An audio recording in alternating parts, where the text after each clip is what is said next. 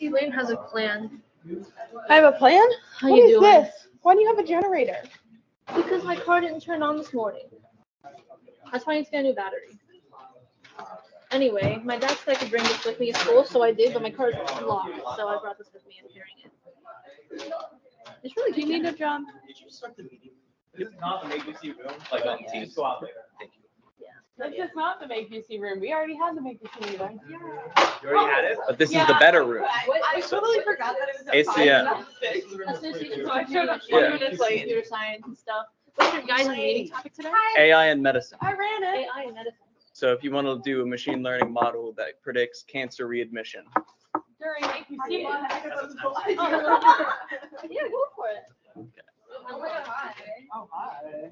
I just want food. That's all I want.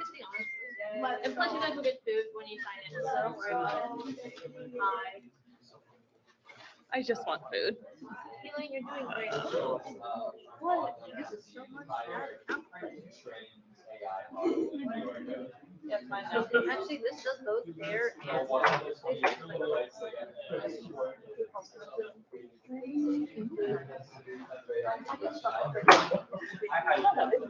Well, I carry What a is our base website? car, so I say it's heavy, but it's not.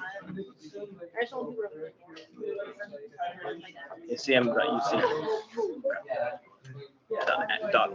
I did .com. look at that. It has Don't we have a speaker coming? Yep, he's not here, which is concerning. I know. That's what I But was. he emailed me earlier today saying, "Here's my Just stuff." start talking, I'll check. You should probably check. I'll start talking. You check around for him. How about that? Did you tell him CRC? I did not. So is he just walking around aimlessly? No, I told him. Clifton Court. That's what I meant. Yeah. I know where our meetings are. Oh, We have yeah. our meeting. You know you can blink the screen, right? I could, but I don't care. Okay, Daniel. I could do the beginning. You could look around for him if you want. No, I got this. Hello. I just No, I'll just take over. I'll just speak. I know. Yeah, I'm Danny Wu. Yeah, we can give him I can be Danny a Wu. minute or Danny two Wu, more. Wu, Danny Wu. Hello. Good to see you here. Good to see you.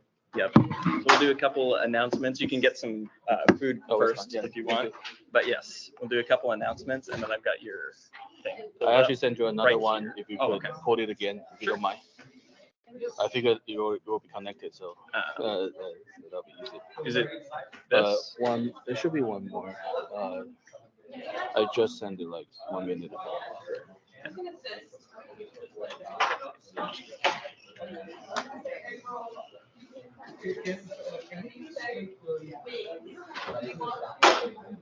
Wait a second.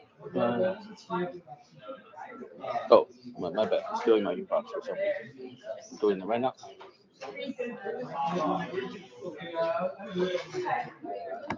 How have you been?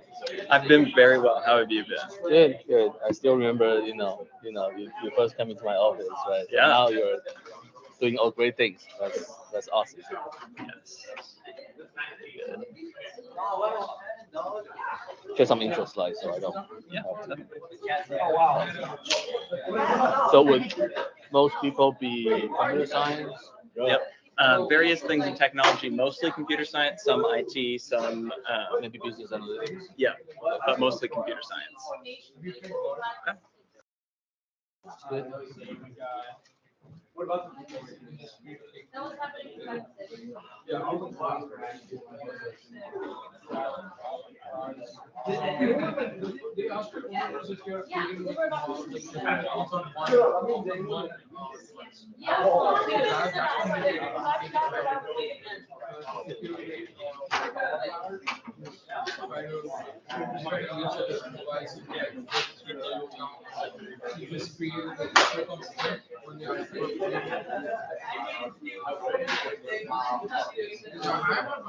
Yep.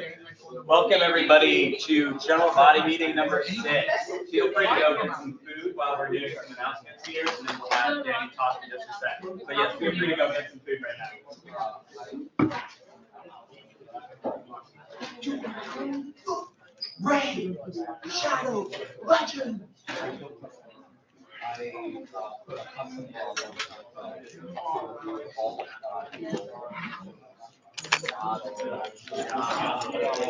So do we have all the hours until 7? Okay, great. Definitely leave some time for question and answer. Probably in like, are you doing co-op this semester? Probably not. Next semester, yeah, I'll be at 8451. Oh, okay. Yeah, of data science. That sounds great. That sounds Very great. exciting. Are you working for a particular group there? I don't know which one yet. Oh, okay. So it's a kind of a match with the companies in that building. 8451, it's the data Oh, science that's division, for the for program. Yeah. Okay, now so I mixed up with the innovation hub. 1819, yeah. People do that all the time. It's all the numbers. It's numbers Yeah. like okay, yeah, in real life. But yeah, that's a good group too. I heard some of them talking in the business analytics seminar. Sounds great. Sounds great. So, how long have you been in this position, like the leader of the ACM? For ACM, just this year. Just this year. Yeah. Is it a 1-year term or gonna be 1-year term, and then you get reelected. Yeah, or not, yeah. Okay. Oh, it depends on whether you want to do it or not. Yes. Yes. It could be a lot of work.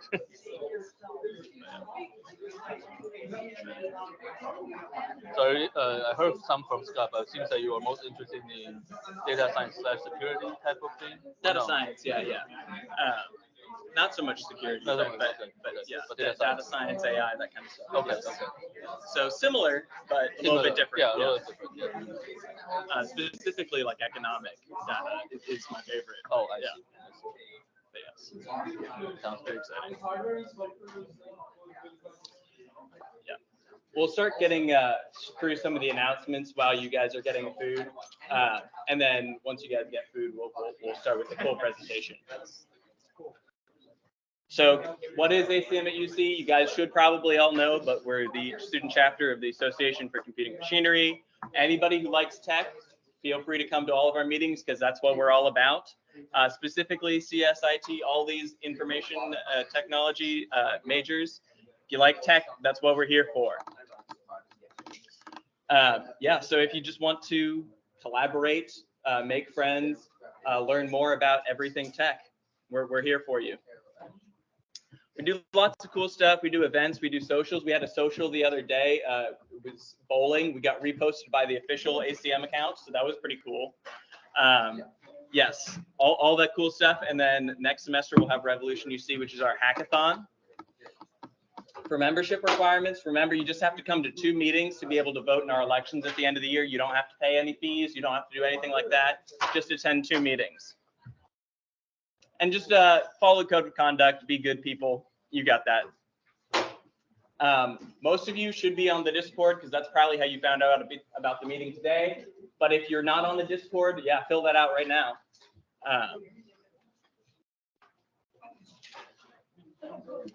Yeah, and then you can see our website for any of our other resources. If you are interested in watching any of our old meetings, that's on our YouTube. Any of that stuff, you can just look at our website, acm@uc.org. And then the other thing is attendance. Get your chicken first, but yes, fill out the attendance. It's at acm@uc.org/c. acm.uc. I'll write it down over here. But acm@uc.org/c. This is not a driver, so I'm not going to write it on the board. But acm@uc.org/c, and that's our attendance. I'll make it big on the screen.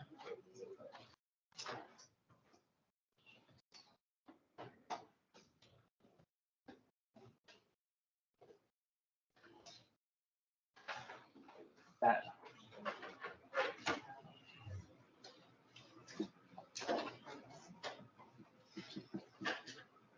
Then you can wait till they're done, no or yeah, no worries. I have mine. whatever you want. Yeah. And funny thing is, I got a free dinner tonight.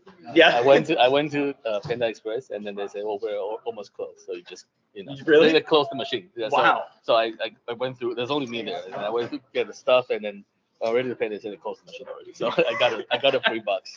There you go. So I'm good for The food now, benefits but of going yeah. at a weird so time. a benefit Yeah. of doing good things, right? So there are some good things, other good things will be coming. Hey.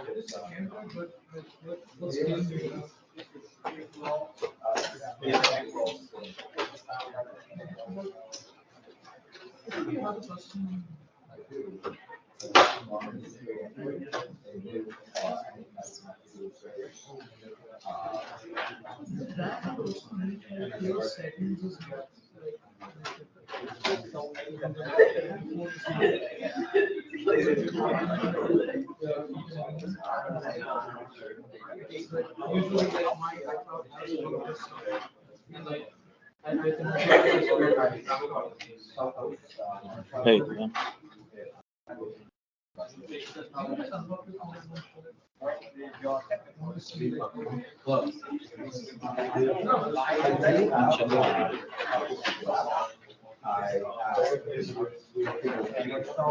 Denali.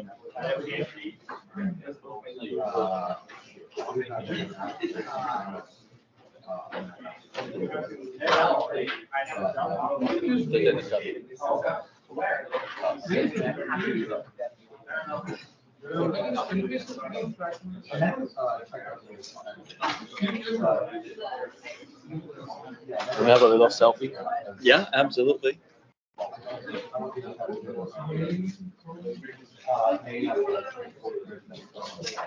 Great. Thanks.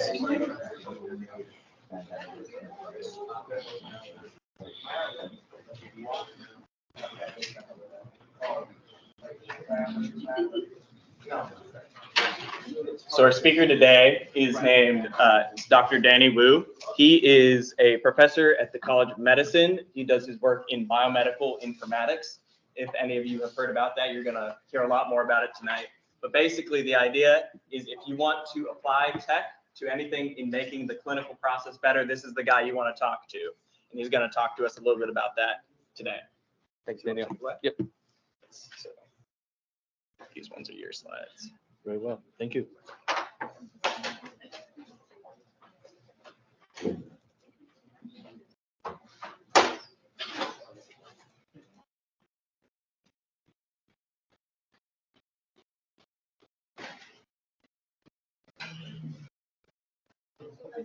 Okay.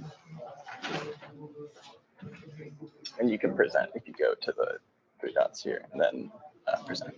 Okay. Very good. Thanks.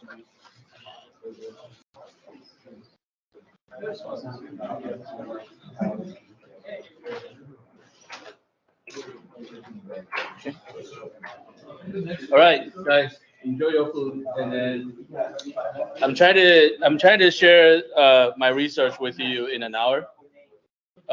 Feel free to eat, but give me some attention here. Thanks. So I'm Danny. I in College of Medicine.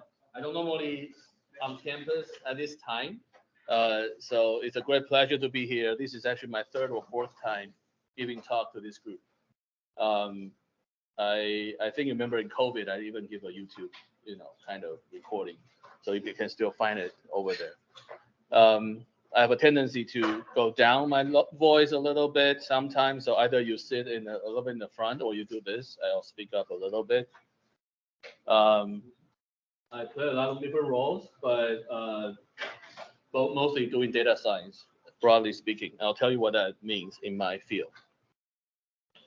So a little bit about me, and then I'm very similar to you guys. That doesn't mean, well, even if I'm working in the College of Medicine, doesn't mean I have some clinical background. I start with more like a business analytics type of information management degree.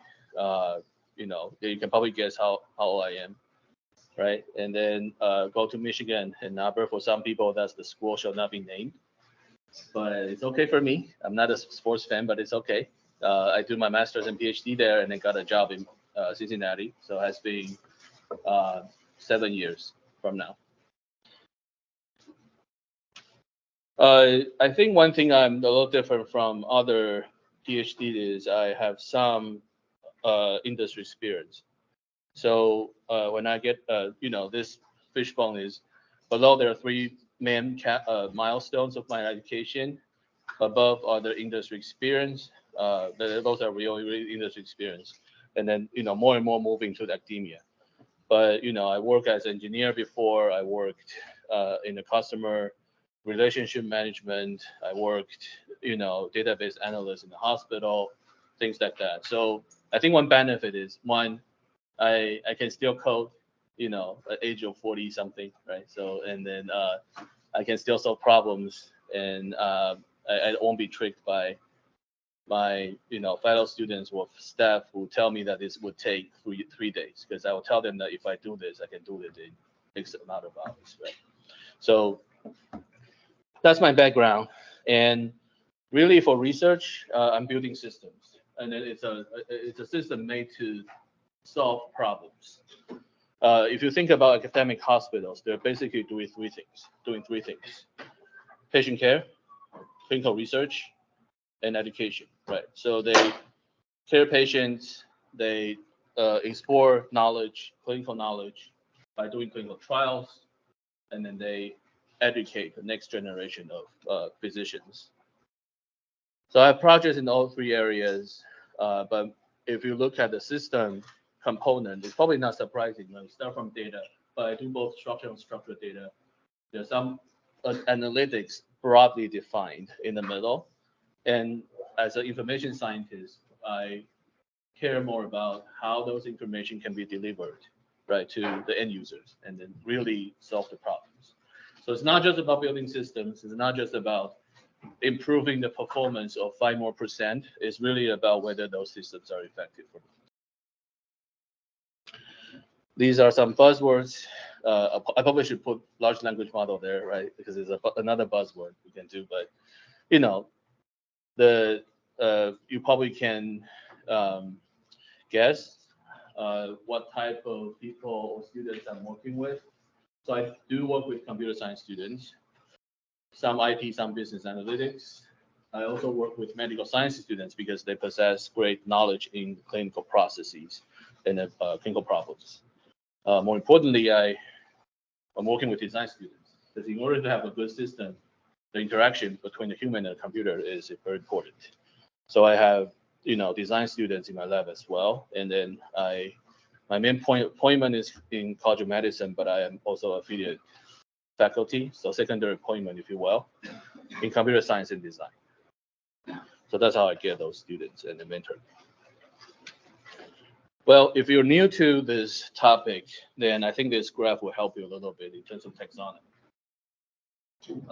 If we look at the analyses, right, from the small to the largest scale, so as small as molecular and other things, which I have no knowledge about, unfortunately, to population, right? That's the x-axis. Y-axis could be basic science research or applied research. So in the field of biomedical informatics, it covers the whole spectrum in the x-axis, but it's more toward the applied area rather than the basic science. So biomedical informatics is not bioinformatics, also not health informatics. UC does have a strong group in health informatics, but they care more about the clinical and then public health aspect of things, which in general I'm more interested about. Well, research areas, there are a lot of things I do, but not going to go over everything. But basically, I'm talking about decision support today. I'll give you one example how things machine learning projects will be done in my lab using the competition we just finished last year. So I think I can skip this. Basically, it's a very high level in my field. It's a combination of journal and conference papers.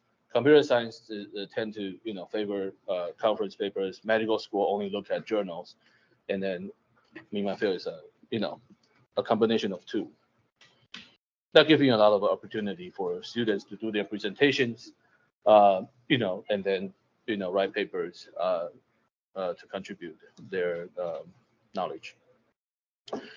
In terms of professional society, I think well, I'm the lifetime member of ACM, so that says something, right? And then well, you pay the money, you get it, so that's probably not too much, but hopefully someday I can be a senior member of ACM, then that will, mean that I'll do some contribution to it. Right now, I'm applying the senior member by EEE because I've done some visual analytics work over there. But I'm a fellow of AMIA already, which is my main academic society. So if you're interested in my lab, there's a QR code, there's a website, www.icdc.org. I updated some key information over there. May not some section may not be most updated, but I have a lab about 20 people. You can see who they are on the lab website. And we're going to the conference, AMIA conference, very soon. So if you go there, you'll see a lot of tweets about our presentations. All right. I think I spent a fair amount of time introducing who I am. Any questions on that before I move on to the projects? Yes. So it's mentioned quite briefly. I'm not very familiar with research. What is the difference between a conference paper and a journal paper? Yeah, great question. So, and then this question can be answered in different ways by different people, but I'll tell you what I'm thinking. So in my opinion, there are 4 types of academic output in my field. So I'll try to answer that in the bigger picture. So the first is the journal paper, which about 10 pages, you describe things in a succinct way, right? Research applications or systematic review and all that. Mostly indexed in PubMed for biomedical research. You don't have to present it. You submit. Sometimes if it's open access, you pay, but it's a prestigious, highest prestigious, right, papers. The second level would be conference 4 papers for me. So those are things you submit about 8 pages, similar to the journal publications, but you got a time to be on stage like this to present your work. Okay, but it's a slightly less prestigious because the reviewing process is less rigorous than the journal ones. But the good thing is you on stage you can present your work, right? It also indexed in PubMed, so it's cool. The third one is podium abstract, which is 2 pages. You got a time to be on the podium, talk about things as the conference 4 papers, but the paper itself is 2 pages and then not indexed, so you can publish there somewhere else. Okay. Lastly is posters. You probably have more experience than that. Is the poster you made, 1-page abstract, and then a big room, not a podium, and then you go there, right, and then talk to people. Not a dedicated time, but a big room. So those are the 4 sort of levels of academic output I would quantify. Does that answer the question? Yes. Okay, great. There's one. Sorry, on the. Yeah. Money or like like most journal papers, like you have to like pay like some sort of like. Yeah, that's the another big issue, right? So. Do conference papers have the same issue or no? No, usually conference papers they don't ask you, they don't charge you because they get money from conference participants. Oh, okay. Right. Journal papers, some journal papers will not charge you because they get money from the libraries. But if it's open access, meaning when you publish day 1, you can get it, the content for everybody, then release to everybody, then the author has to pay. It ranges from 500 to 3,500 as far as I know. There's a question on the back. So I have a question. If you're working on like a research paper that has like application of maybe like machine learning into like research, Yes. Do you care about the factor that like if you put that CS element into that paper, many people in the medical community might not be able to understand, therefore you have to go Yeah. for a lesser kind of solution instead of going for the opposite. Right. I think that's a good question. So it's the PI's, the principal investigator of the lab's obligation to find the venue of the paper, right? So it really depends. But I think you have two options at least. One is the pure clinical journal who understand the problem but may not understand the technical details. The other is more like a medical informatics journals. They understand both, right? But the weight could be different. So clinical journals, they really focus on the problem. The machine learning part can be just, maybe nothing fancy from computer science, but it solves the problem, right? So that'll be fine. Medical informatics will look a little more on the method side, right? So it has to be something not trivial, right? You're not gonna run logist regression and then just probably say this is good, even though it solved the problem. It has to be a little more than that. So it has to be depends on the Depending on the depending on the venue, right? Okay, well, more questions can come at the end. So I guess I'll just move on to my presentation. And I use this. So this is presented in AMIA, I think 2022, so last year. I'll give you some background, but this is the actual presentation I do in the conference. And you can see the time, you can see some information over there. But it's called AI Showcase. Usually medical presentation has some kind of disclosure like that because if not, people will try to sell you products. So basically, I try to this problem. Let me start with the problem. So it's a machine learning project, but not just a machine learning project. So we start with a medical problem. So this problem is about readmissions, especially cancer readmissions. So when a cancer patient comes to the hospital, right, they may go through different ways. They may have an appointment. They may go through ED because some urgent stuff happens, right? Or they make an appointment, right? So but when they comes to the hospital and then they leave, there's a sort of a common agreement that we solve the problem for this person, so there's no problem in between. We will wait and see you until the next time, right? Either it's a surgery or it's another follow-up check. But in reality, it's not gonna be like that, right? So maybe things get worse, a day after you get discharged, or just something other things happen. So you may come back to the hospital, but that would have some significant impact to the hospital in two ways at least. One is the loading, right? So you're supposed to treat this patient; they're not supposed to be on your schedule, but suddenly this person comes in and the ED gets very crowded, right? Given it's already a high load. Another implication is money. So actually, hospitals are penalized by having those readmissions. If there are more readmissions within certain days, usually 30 days, for a related reason, they don't get reimbursed by insurance. So there are both implications on this problem. So the idea here is, can we predict who is going to come back, will likely come back, and then we do something about it, right? And then at one hand we offload the hospital, on the other hand we save some money for it. So that's the major idea here. So it's going to be a little quicker, not into the technical details, because it's not just about machine learning.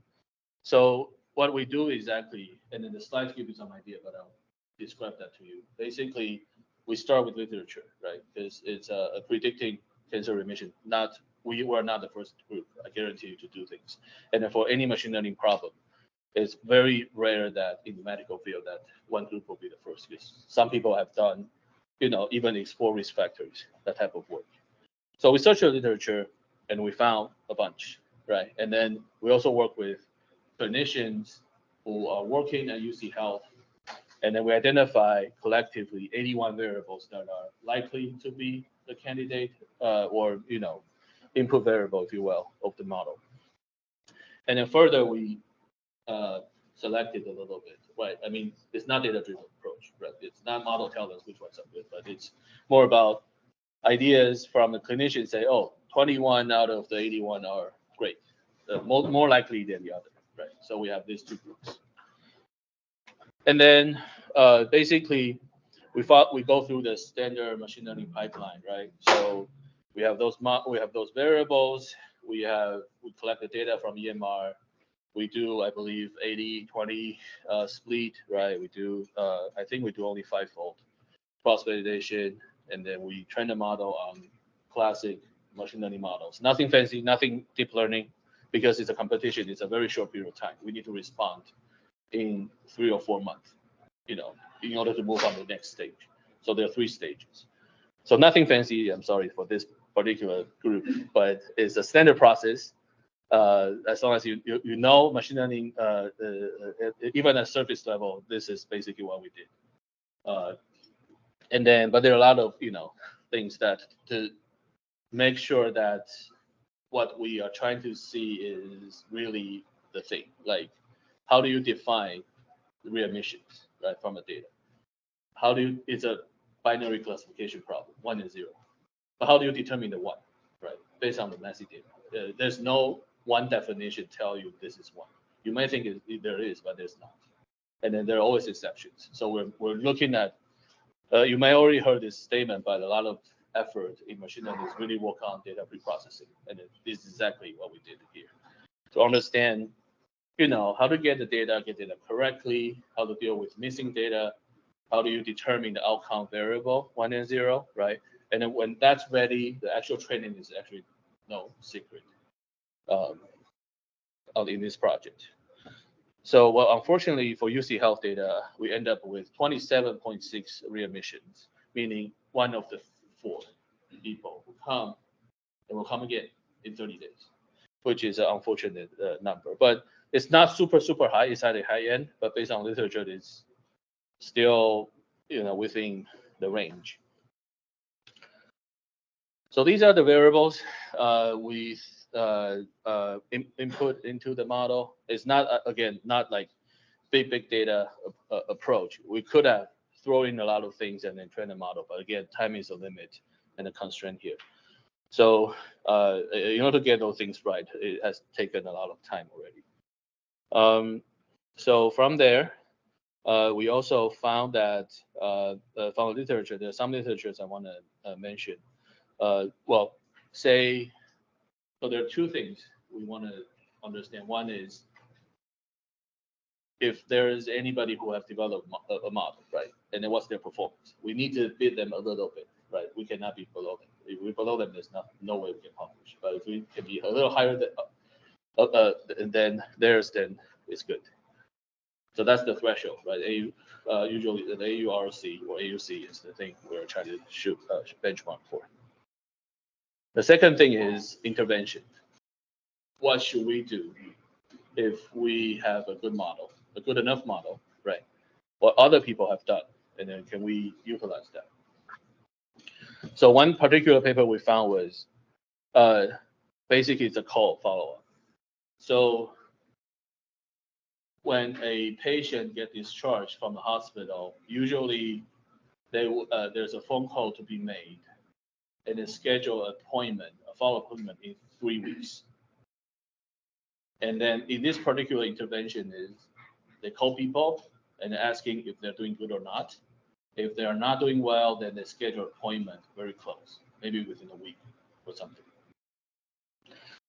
So then that particular study showed that it is effective. It brings down the readmission rate from 27 to 22. Not a super whole lot, but there's some effectiveness. So that's the thing we try to mimic. Okay. So back to this AI showcase. Sorry for this presentation, because everybody in the room knew the AI showcase, so I put this slide a little back, but I probably should have talked about this for you guys. But these are the exact timeline for the AI showcase held by AMIA. So first, technical performance, meaning training the model. And you can see from the, it was probably 2 months. So the call was announced in October, and then in December 1st, we need to give something. So that's how soon we need to, really respond to that. And that leads to like the, simplicity of the model. And then we got the first, that round, and then we get a poster presented in one of the sub-conferences. And then the second thing is, now we have the model. The competition asks you how to use the model, in which time point in workflow you need to use the model, and then how the model information can be presented so that the clinicians can use it in a easy manner. So that's a usability and workflow study. Again, another 3 months, we need to respond to that and finish. I will talk about briefly what I did in that 3 months. But we get in also, and then, presented another sub-conference of ACM. And lastly is this presentation that we finished all 3. And it's actually a good outcome because initially there are 20 teams. This is the first time they do this. We're one of the 4 teams that get on stage. And then that's the presentation you're seeing right now. So another 4 months, we do the health impact study and then, get presented in AMIA main conference in November. So I finished a little bit the machine learning part, the first technical performance. Then I think I'm gonna move on to, let me see. Right, so this is a little more technical detail about what the machine learning part would look like. We got 157,000 patient encounters for their patients. So one patient could come to hospital multiple times, right? So that's why the number of encounters or admissions is different from number of patients. And then we have some classic machine learning. 3 of them are tree-based to do this thing. And then surprisingly, if you do machine learning often in medical field, logistic regression is not a bad choice. A lot of times it represents a good baseline that other models may not, outperform a lot than its performance. So usually we do logistic regression for the classification problem as a baseline. So that's the AUC. It's not fancy, but again, as I mentioned before, 0.76 was the one that we found, and then we get 0.81. So 5% more is not a bad idea. So that's why we finished it by the deadline and submit. And then these are the top features, right? Length of stay. The longer you stay, more likely you will come back. It's not as simple as that, but at least this is what the top feature tells you, right? Also, discharge disposition is another thing, like where you get discharged to may indicate, how likely you're going to come back or not. And there are other possibilities. So usability testing, well, this comes to a little bit different flavor now. So how are we going to implement this? And then unfortunately, at the time, UC Health does not have any protocol, any process to implement things like this. So I basically interview people, talk to different people, and then try to figure out a way to sort of flow data from on the right UC Health to our center, the College of Medicine, and then be able to do some kind of testing in the process. So it's basically just a matter of understanding the technical structure and then what's possible, what's not. And another thing we did was understand how the performance are different from different cancer groups, because we're training on the main overall cancer patients regardless of the sub cancer types. So this is basically plotted the performance in a way that the x-axis is the positivity, meaning how many readmissions that group has. The y-axis is the accuracy, meaning the performance of the model. The bubble is corresponding to the size of the patient group, so how many patients there are. So what we try to find is something bigger, something more on the right-hand side, because that means they're more significant, by more readmission cases. Something more on the top, that means our model can do better performance. But unfortunately, there's nothing on the top right corner, right? So our best choice is GI, which has the biggest bubble, a reasonable positivity, and a reasonable accuracy. So that's how we focus on the GI for this stage 2. And now it comes to a little more design area, like can we understand the workflow by interviewing people? So the semi-structured interviews we do, it's not like a representative sample, right? But we interview some clinicians, only 7 here, again, because of timeline, and have a design student coming in.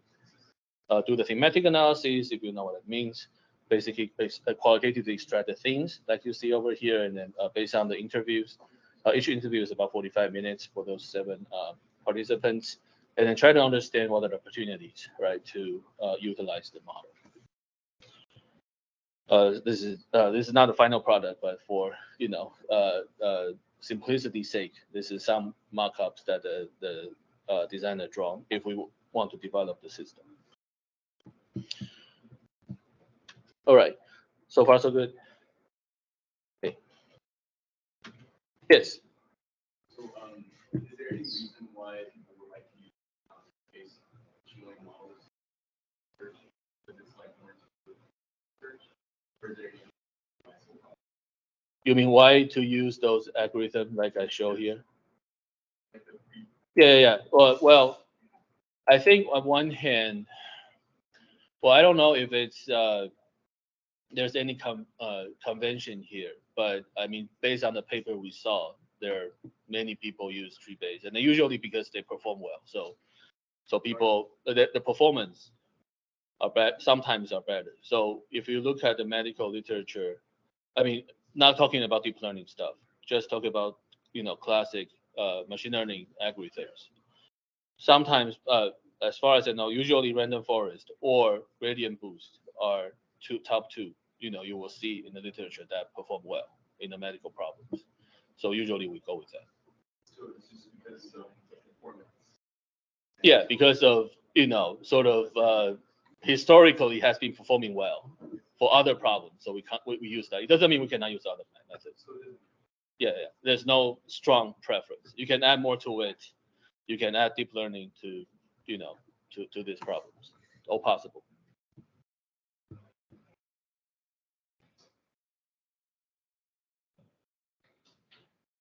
So now I'm going to the third stage. I will leave at least 10 minutes for you guys to ask questions, I think. So this is the third stage. How do you, first stage, technical problem, right, model. Second stage, workflow. At what time you need to intervene that, and in what ways. The third one is, how do you show that this is effective? This model is effective in whatever ways. And again, as I mentioned, there's no process or infrastructure at UC Health to test this type of thing. And usually it will take a very long time to set up that, right? So in our case, it's not going to work. So what we do is in a simulated way, and I'll tell you what that means. So remember the study I told you, the phone call, right? So nurse make a phone call to everybody, and then once they leave the hospital, if they're not doing good, schedule something closer, follow up. So that could effectively reduce the readmission rate from 27 to 22%. Okay, so these are the study settings. Basically, calculated numbers. Basically, they call everybody. They call 26, 38 patients a year, and then from that year observation, it brings down to 5%-ish. And these are the numbers, like exactly how many people they call, and then you can say, and how many people, like in terms of drop, all that stuff, how many people they saved, and then we can infer the cost of the call, about $93, because they say they saved the 1.404 million. So these are all the parameters based on that paper. Some of them are inferred from the numbers. So how does that going to help our study, right? This is other people have done that, but how does that going to help us? So the idea here is, can we do a hypothetical case? Can we say if they had this machine learning model, maybe they don't have to call everybody. They call people who are more likely to come. They call the people who models tell them they're more likely to come back. So they can save some effort, right? Don't have to call everybody. So there may be some cost saving if we were implementing this model in that particular context. So that's basically what I do.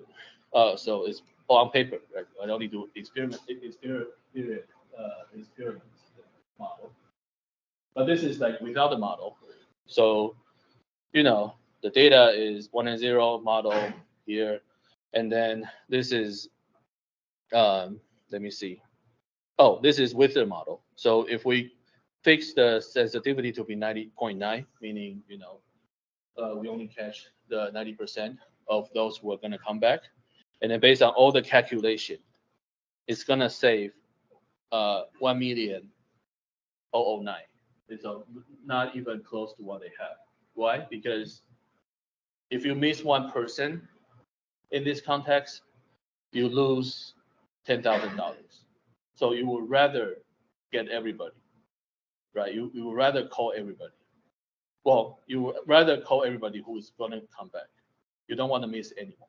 So you should maximize the recall, right? You should maximize the recall. Remember the AUC curve. You can travel that curve, and it's a trade-off between recall, sensitivity and specificity. Sensitivity is recall, right? So if we use the model, my model, and then fix on sensitivity 0.9, we lose 10% of people, and we lose 10% times $10,000, right? And then that doesn't maximize the profit, because in that paper, even though they call everybody, is 1.04 million, right? But because you have the model, but if you don't catch everybody, you lose money. So simple, we maximize the sensitivity to 1.0 by tracing that AUC. And now it's a sacrifice, right? So specificity goes down from 0.5 to 0.4. Precision and accuracy goes down as well. But you can see the profit goes up. It's 1.11 because the saving is more about those people who are not going to come back. The model tell you that they're not going to come back, so you don't make a phone call. So you save that $100 bit by bit, right? But you still catch everybody who are going to come back because hypothetically, right? Because the model has a sensitivity of 1.0 in this case. So to summarize, if we call everybody, the original case for the model on the paper is 1.04 million. In the same case, if we have the model, but we fix the sensitivity to be 0.9, which is actually the rule of thumb for any decision support tool in medical field, is 1.1. But if we maximize the sensitivity, then you actually make more money. We say you have some money saved, so you make, the cost you save is going down. All right, so there are other calculations that plug in the model, and actually my PhD student is working on this to have more detailed cost analysis. This is overly simplified based on the process. There are other costs that behind the scenes that we can consider. So he's working on that as a separate paper. But basically, what we end up with is, well, we have a model. We can fast respond to the call and then create something that's not bad. Second, we understand the critical workflow, understand which point to intervene, and understand potential issues of the model and the technical structure. Third, we did a hypothetical case to tell the leadership that this thing could work and it could save you some money. So maybe they're more willing to create the infrastructure for us, right, going forward for the testing. All right. So the last thing I want to share is things like this. So we're doing things in the surface level in terms of methodology. Nothing is very fancy, right, in this pipeline, but it's a pipeline. It works as a pipeline. It touches all the parts, and it does address the concern that a lot of fancy models are. The usefulness of that is only on the paper. It's not used in the real world at all. And then maybe in the real world, you don't need that fancy stuff. Some low-hanging fruit can help you already, right? But once you have that pipeline, you can go down, right? Maybe you have deep learning model for technical performance, more usability testing, create a real interface, go down, and then we actually pilot model, right, with the real patients. So that's all possible, but in culture medicine, that needs resources, meaning time and people. So definitely some support. here, work on some grants, I guess. All right, with that, I'm gonna close this for my talk. These are the people working, and then Juan is the computer science student who graduated. He back to Vietnam now to do some work, but he was the person doing the computer science modeling, and Chen was the design student. Other people are, College of Medicine students. But yeah, it's a interdisciplinary team. Happy to take questions. Thanks.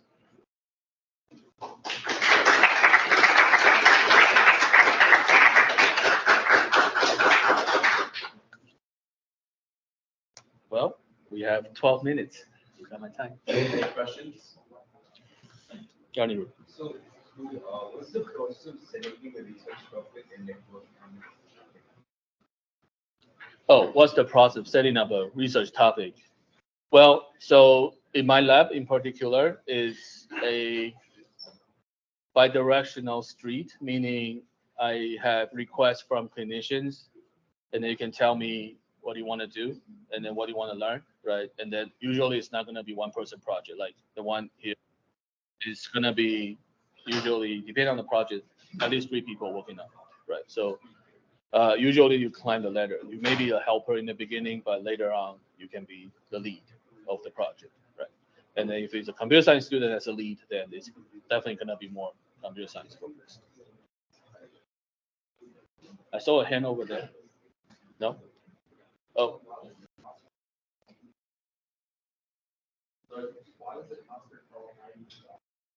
Why is the cost for the call of $92? So that's a great question. I think I skipped that a little bit, but it was inferred by the calculation. So the 8th point. So throughout the calculation, number 5, I know it saved 118 patients, and then because of the drop of the percentage, 5% in that population is 118. And then the paper told us that each case is 10,884 cost saving. And then we saved 118. So that's the total amount they saved. But at the end, they also say they only saved 104. So that's the additional cost of call. And then we divide it by each person. So that's not how we get 93. And then we verify that number with our clinician. See if it's also within the range in the using health. So it's a reasonable number. Although it's a little high, but reasonable. Does that answer the question? Yeah. Yeah. Wishes. So I know you talked a bit about papers, but when do you actually start drafting it? Like, I don't think depend on the project, but once you start the project, or once you're at the ending phase, or once you're something. Yeah. That's another good question. I can give you a little more general process that my lab used. So writing the paper itself there are 3 pieces of things you need to pay attention when you publish a paper. One is definitely the results, right? You want to get good question, good method, and good results, right? That's the first thing. The second thing is actually the writing, because a lot of times the details are missing in the process. So usually we will discuss the questions. So we have 1 through 3 research questions, write it down on the document. As we go through the experiment, maybe at a later stage that we generate results, the method is fixed. So then we write the methods already. And then when the result is fixed, we write the results. So when you do finish the results, you have 3 sentences for the research question, and you have the draft of the methods and the results already. Then we need to think about where to publish, right? And then that largely depending on how you write the introduction. And then back to, I think, the person sitting on the back's question. Different venues will focus on different things. So the introduction should be tweaked based on the journal, right? And then the discussion is, I usually write it at the end, because a lot of discussion, collaborators may chime in, and then we may refine the results, right? And then a lot of implications that need to be linked to the literature, those type of things. So I would tell you usually at least 1 year from end to end. So start the project, you know the question, you do the research, you write the paper, you get send it to the journal. It will take 3 months for the journal to review, maybe another 3 months for revision. So I think one year, maybe even at a shorter end, maybe a year and a half to actually get a paper published. So it's a rolling basis, right? Because you're not doing one project. And I don't even know about this. I have probably 20 projects going at the same time, right? So it's keep going, so you keep getting the results back. But it's not gonna be like you do one thing, you wait for another year and a half, and then you do another project. It's not gonna. Great. Any other questions for me? Yes. What are the ways AI and machine learning be used in medical field? What are the ways? Yeah. So I think this can be a good example, but there definitely can be a lot more applications, right? So again, I think in the medical field, people are not afraid of using new things. People are afraid of you waste their time because their time are precious for patients, right? You as a patient, we all want that, right? But if they're willing to try things, but if they realize that it's not going to work in a very short period of time, they're not going to use it. So I think machine learning and AI definitely has a great potential. Large language model could have a great potential. Even back, 10 years ago, I heard some talks about you have Alexa in the room, right? And then you go into the room, the doctors interact with Alexa with a smart screen, pulling your information, summarizing information from Alexa using NLP. Wouldn't that be a massive privacy concern? It could be, right? So this is a great concern, right? So, but again, that I think that's a great angle in terms of privacy, patient things, HIPAA and all that stuff. But if it's used in the hospital and the people are consented, that might eliminate some of that. But again, the effectiveness, back to your question, I think is the biggest thing. So in this particular picture, maybe not just the clinicians thinking the AI tools are effective, maybe the patients also think that's effective as well, right? So they're willing to give their data or sacrifice their privacy to some extent in order to use that tool, right? So like Kroger, if they don't give you any discount, are you gonna sign up their membership? Are you gonna give them their birthday? No, right? But you give them a little bit because you think, one, the harm, they're not gonna make any harm to you, and then two, you make it competitive, right? So it's always this a little trade-off here. I think it's applicable in medical field as well. Yes.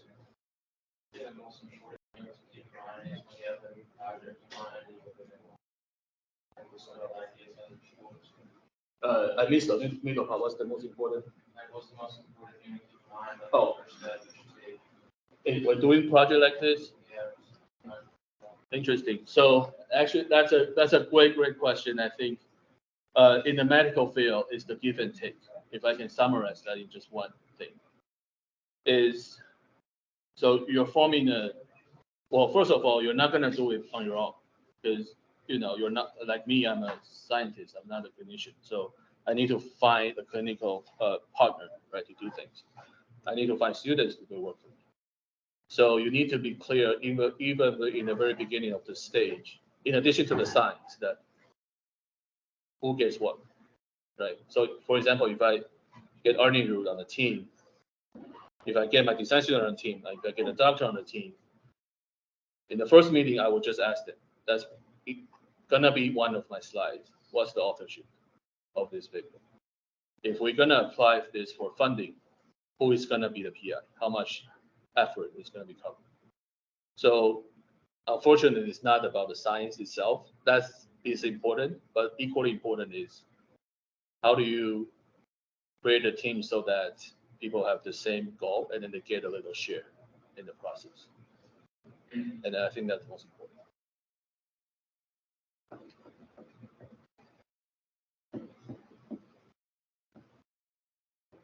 Any other questions for me? What is the coolest project that you've done in your lab? What is the coolest project? Well, I would say There are a lot of cool things happening. Right now, we're experimenting large language models and see if they can, improve the performance of prediction. Given a note, we either categorize in different things that previously need to be read by humans, or we summarize them in some ways, right, for clinicians. So I think that, doing research, the fun thing of doing research is you're doing things new. Otherwise, you're not going to get published, right? You're doing things a little bit new or a little bit novel, is useful, and then so you can move on. So I think that's the cool thing. And then also, I think, because linking to the previous question, because everybody gets a little pie, so it's satisfactory, right? So everybody can grow a little bit out of each project and then move on. So I think that's cool. Anything else before we wrap up here? Any other questions? Well, I'll stay here for another 10 minutes maybe. So if you want to ask me directly, that's fine. I'll be here. Thanks. Perfect. Sounds good.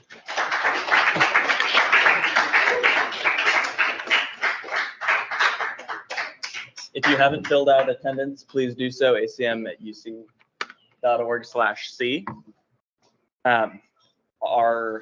The rest of our meetings, we only have 2 left for the semester. Next time we have Jim Cole from Great American. He's going to talk about a little bit how they do all of their tech stuff in, that giant tower downtown. You get to see how they do all their cool tech stuff. Specifically, he's going to be talking about creating central repositories of knowledge. So the idea is, how do you make sure that all of the new people in your organization have all of the specific knowledge about how they do tech at a specific place? So that's an interesting problem, and he thinks he's solved it. So you can learn a little bit more about that. And then our last meeting will be November 30th, and that will just be a fun kind of everybody get together social meeting. Most likely it'll be a collab with IEEE and ACMW. So if you want to meet more tech people and just have a little bit of a good time, that'll be our last meeting of the semester. And then, our sibling organizations, as you can see, IEEE and ACMW, definitely join them. I know the big thing is Make UC. That's the hackathon that IEEE does. Registration for that closes tonight. So if you have not registered for Make UC, definitely do that. So that's makeuc.io is the website. Definitely go there so that you can participate in the hackathon. Hackathons are the best. That's how you get all the experience. That's how you learn all the stuff. So definitely register for Make UC. But yeah, thanks for coming. That should be all. And Danny will be here for a little bit if you want to ask some questions as well. Thanks, Danny. And then I did have a student, the one who was in the back. He said he had to leave early, but he asked if I could share your contact information with him. Please, Okay, perfect. anybody who wants. Yeah, you can even share my slide with them. Perfect. Sounds good. Thanks.